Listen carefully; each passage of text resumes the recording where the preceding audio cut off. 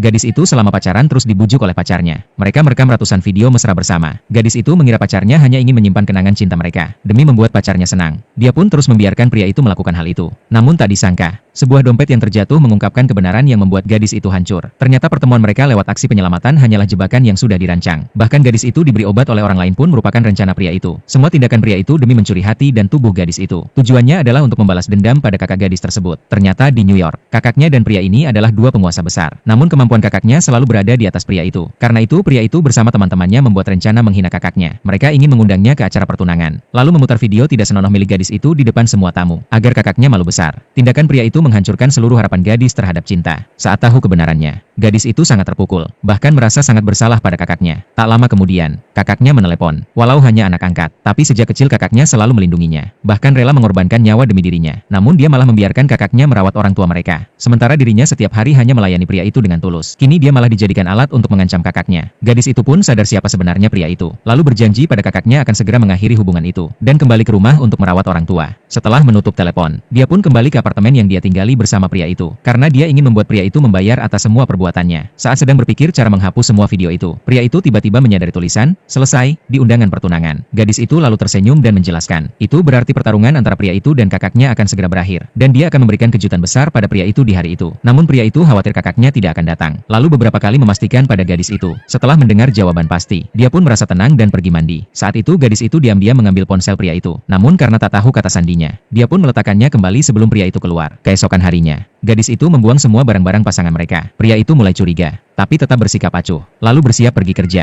Begitu pria itu pergi, gadis itu menerima pesan dari nomor tak dikenal. Lalu mengikuti arahannya dan datang ke restoran. Di sana dia mengetahui, wanita di hadapannya adalah tunangan asli dari pria itu. Gadis itu segera memperingatkan wanita itu, bahwa pria itu tidak layak dijadikan pasangan, dan menyarankannya membatalkan pertunangan. Namun wanita itu malah salah paham, mengira gadis itu ingin merebut prianya. Lalu langsung menyiramkan air panas ke wajah gadis itu. Kebetulan, pria itu melihat kejadian tersebut. Melihat pria itu membelanya dan mengaku tak kenal wanita itu. Gadis itu sempat mengira bahwa ketulusan pria itu kali ini adalah nyata. Namun sebuah kecelakaan mobil kembali membuka kebohongan pria itu. Ternyata semua yang terjadi adalah bagian dari rencana. Kalau saja gadis itu tidak diam-diam menaruh kamera tersembunyi di pria itu, dia takkan pernah tahu semuanya hanyalah sandiwara. Kini gadis itu telah mantap tak ingin lagi jadi bahan tertawaan siapapun. Dia pun membeli tiket pesawat dan memanfaatkan rasa bersalah pria itu karena menyembunyikan tunangan untuk memancingnya mengungkap kata sandi ponsel. Pria itu bilang, kata sandinya adalah tanggal lahir gadis itu, sambil mengucapkan janji cinta. Namun kali ini, gadis itu tidak lagi percaya. Saat pria itu tertidur, gadis itu mencuri ponselnya, lalu menghapus semua video mesra mereka. Keesokan paginya, gadis itu memulai rencana balas dendamnya. Dia ingin pria itu hidup dalam rasa takut dan penyesalan selamanya. Sementara pria itu yang tak tahu apa-apa.